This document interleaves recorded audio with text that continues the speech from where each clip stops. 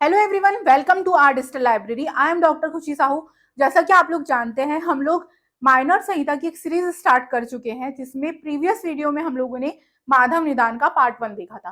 Part 1 में हमने माधव निदान की जनरल इंट्रोडक्शन, क्या रचयिता क्या है, कितने अध्याय लिखे गए हैं, कुल कितने श्लोक हैं, और स्पेशली बहुत इंपॉर्टेंट पॉइंट्स कि माधव निदान की विशेषता क्या है, जो कि हमारे एग्जाम के लिए बहुत इंपॉर्टेंट है।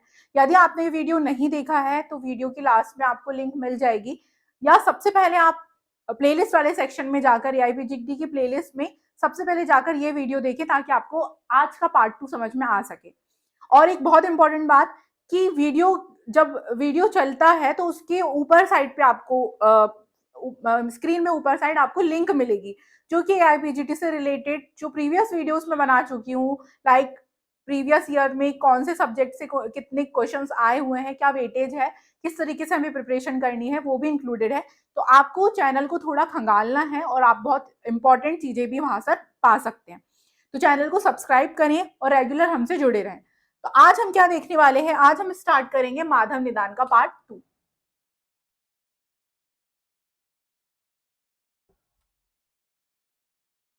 जनरली हमने पहले पार्ट में सारे इंपॉर्टेंट पॉइंट्स देख लिए थे। इसमें हम क्या देखने वाले हैं, तो कुछ इंपॉर्टेंट चैप्टर्स, जो टोटल 69 चैप्टर्स माधव निदान में वर्णित है, उनमें से कुछ इंपॉर्टेंट चैप्टर्स जो हैं उसका यहाँ पर हम पॉइंट्स पढ़ने वाले। तो पहला चैप्टर का नाम है पंच निदान लक्षणम। तो अब हम जानते हैं कि निदान, पूर्व रूप, रूप, उपशय, संप्राप्ति, जिनको हम पंच निदान बोलते हैं, उसका वर्णन स्पेशली माधव निदान ने ब्रीफली किया। आचार्य चरक ने भी किया है, नो डाउट, लेकिन ब्रीफली वर्णन माधव निदान ने किया, जो कि हम रोग निदान में भी पढ़ते हैं। तो हम वापस यहाँ पे क्या पढ़ रहे हैं, क्योंकि जब हम रोग निदान में पढ़ते हैं सेकेंड ईयर में, तो वहां पर हम सारे आचार्यों की कंपेरेटिव चीजें पढ़ते हैं। तो ऑप्शन आने पर आप कंफ्यूज हो जाओगे, किसने बोला क्या बोला। माधव निदान ने स्पेशली क्या पॉइंट्स बोले हैं वो हम यहाँ पर देखने वाले हैं। तो सबसे पहले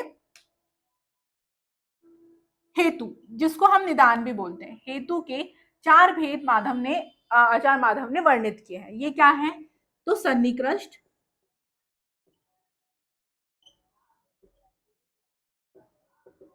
विप्रकृष्ट,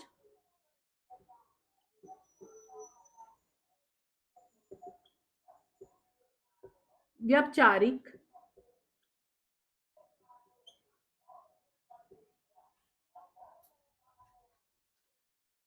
और प्राधानिक। आप वीडियो को पॉज करके भी सारे नोट्स बना सकते हैं। तो सन्निकृष्ट, विप्रकृष्ट, व्यपचारिक और प्राधानिक, ये 4 हेतु के भेद आचार्य माधव ने बताए हैं।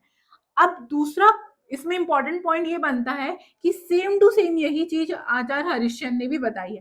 तो यदि ऑप्शन आता है कि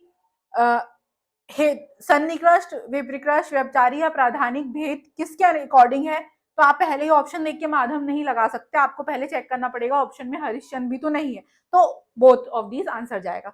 सेकेंड यहाँ पर आता है एक दूसरा क्लासिफिकेशन और इन्होंने किया, जो कि था उत्पादक हेतु और व्यंजक हेतु। ये थोड़ी डिफरेंट चीज है, इसलिए यहां से क्वेश्चन बन सकता है। अब ये होते क्या है तो हम समझते हैं। देखिए, 6 प्रकार की हम ऋतुएं पढ़ते हैं, उसमें से एक एग्जाम्पल लेकर पढ़ते हैं। फॉर एग्जाम्पल कि हेमंत ऋतु में मधुर रस की उत्पत्ति होती है। हम सब जानते हैं कि हर एक पर्टिकुलर ऋतु में किसी ना किसी रस की उत्पत्ति होती है। तो हेमंत ऋतु में मधुर रस की उत्पत्ति होती है, और मधुर रस क्या करता है? डायरेक्टली कफ को बढ़ाता है। तो यहाँ पर मधुर रस कब उत्पन्न हो रहा है? हेमंत ऋतु कफ का उत्पादक हेतु है, यानी मधुर रस कफ का उत्पादक हेतु है। अब व्यंजक कैसे हुआ? यही हेमंत ऋतु में उत्पन्न कफ, यानी यहाँ पर तो कफ का संचय हुआ, ये सूर्य की किरणों के द्वारा द्रवित रूप में यानी पिघल जाता है, और वसंत ऋतु में आकर इसी कफ का प्रकोप होता है। यानी एक इनडायरेक्ट मेथड है कि हेमंत ऋतु में जो कफ संचय हुआ था वो सूर्य की किरणों से पिघला और आकर वसंत ऋतु में कफ प्रकोप हुआ, और कफ वाली सारी बीमारियां हमें जनरली वसंत ऋतु में देखने को मिलती है। तो ये इसका व्यंजक हेतु था। तो ये दो भेद जो है हेतु 4 टाइप से हरिश्चंद्र और माधव ने डिफाइन किए, फिर अलग से उत्पादक और व्यंजक हेतु आचार्य माधव ने डिफाइन किए। नेक्स्ट अभी हमने देख लिया हेतु, अब संप्राप्ति के भी भेद का वर्णन किया है। तो संप्राप्ति के भेद इसमें बहुत इजीली हमको याद है कि आचार्य माधव ने 5 भेद बताए हैं। संख्या, प्राधान्य,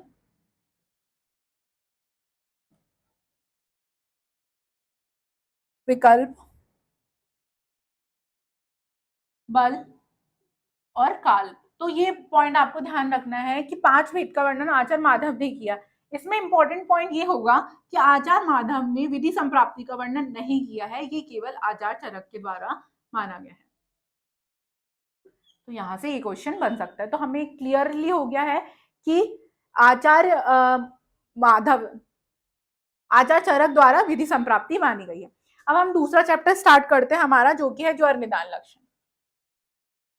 हाँ, अब हमारा नेक्स्ट चैप्टर है ज्वर निदान लक्षणम। पहला चैप्टर हम देख चुके हैं, उसके इतने इंपॉर्टेंट पॉइंट्स थे। सेकंड हम देखते हैं कि ज्वर के बारे में आचार्य माधव ने क्या नई चीजें डिस्क्राइब की है। तो ज्वर की उत्पत्ति, ज्वर की उत्पत्ति में इन्होंने एक श्लोक लिखा है, ये आप नोट कर लीजिए ताकि कहीं आए तो आपको पता रहे कि रेफरेंस क्या है। देखिए, दक्ष अपमान संक्रुद्ध रुद्र निश्वास संभवा, यानी दक्ष के अपमान के कारण क्रोधित हुए रुद्र यानी भगवान शिव के प्रकोप से ज्वर की उत्पत्ति हुई, जो कि सेम चीज हमारे आचार्य चरक ने भी बताई हुई है। लेकिन ये श्लोक पर्टिकुलरली आप माधव निदान का ही बात आपको ध्यान रखनी है कि दक्ष अपमान वाला जो श्लोक है वो स्टार्ट हो रहा है माधव निदान के लिए, माधव निदान का श्लोक है ये।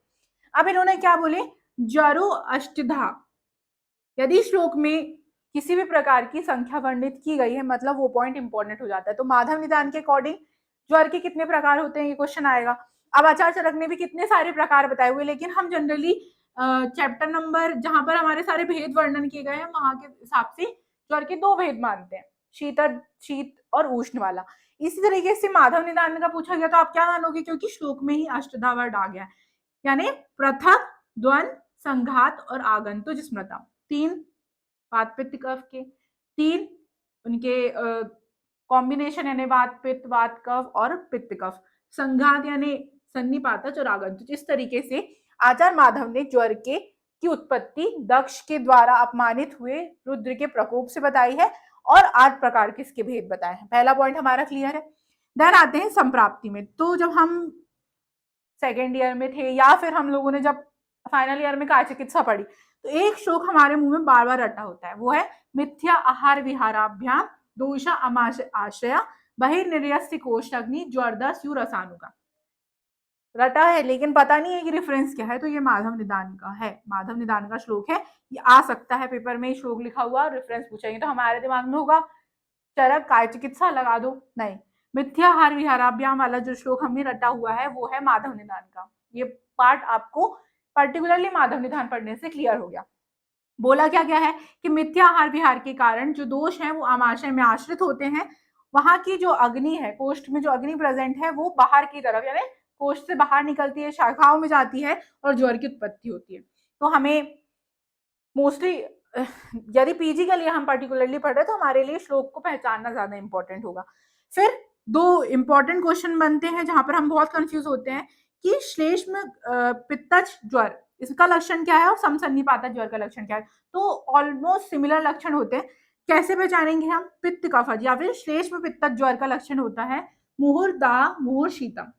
कैसे पहचानोगे आप, ये क्वेश्चन आया मुहुर्दाह मुहुर्शीतम किसका लक्षण है, तो पित्त के कारण कभी कभी दाह होता है, कफ के कारण कभी कभी शीत देखने को मिलती है।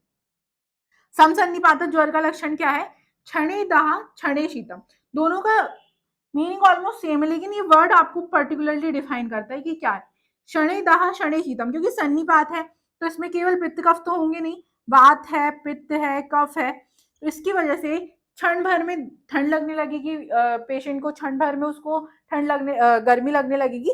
तो ये लक्षण हमें समसन्निपातज ज्वर के देखने को मिलते हैं। तो ये था हमारा ज्वर का, ज्वर उत्पत्ति और संप्राप्ति। नेक्स्ट देखते हैं, इसके बाद हम देखते हैं ज्वर मुक्ति के लक्षण, यानी ये जो श्लोक है ये बहुत ही ज्यादा इंपॉर्टेंट है। इसके बीच के कोई भी वर्ड दे दिया जाएगा और आपसे पूछा जाएगा कि किसका श्लोक है और क्या क्या दर्शाता है ये। तो ज्वर मुक्ति यानी किसी का फीवर यदि ठीक हो जाएगा, तो माधव निदान ने उसमें भी एक लक्षण बताया है कि आप कैसे पहचानो कि ज्वर ठीक हो गया है।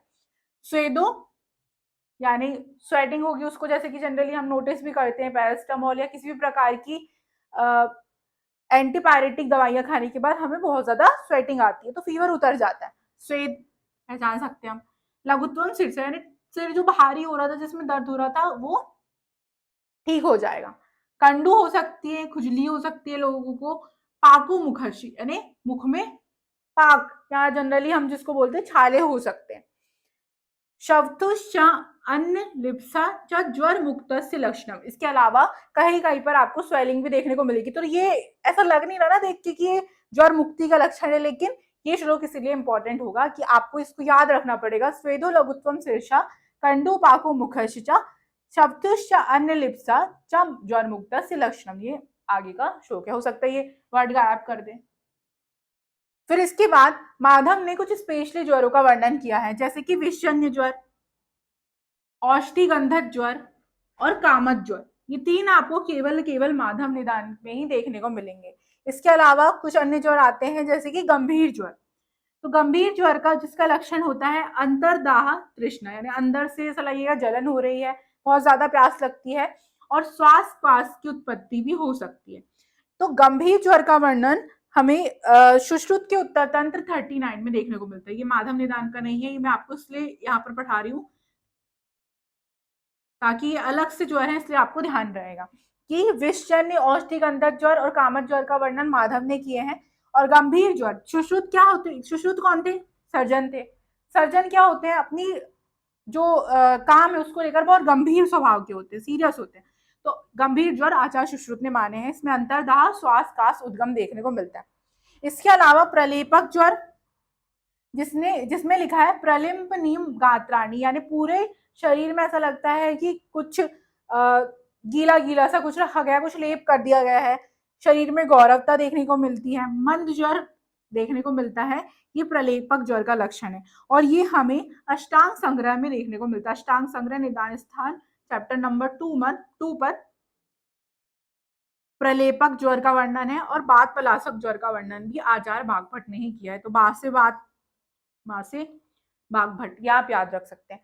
तो ये था हमारा ज्वर का पूरा चैप्टर, जिसमें हमने इसके पहले पंचनिदान और ज्वर 2 चैप्टर पढ़ लिए। इसके आगे मैं नेक्स्ट वीडियो में जितने भी मंद अग्नि से होने वाले रोग है, जैसे कि अतिसार, ग्रहणी, अर्श, अजीर्ण, इन सब के बारे में आपको एक्सप्लेनेशन दूंगी, क्योंकि वीडियो बहुत ज्यादा लंबा आपको भी दिक्कत देता है और हमें अपलोड करने में भी, इसलिए हम इसे पार्ट में रिवाइज करेंगे। बेल आइकन को प्रेस करिए ताकि आपको नोटिफिकेशन टाइम पर मिल जाए। Thank you so much. Stay connected with our digital library for more videos.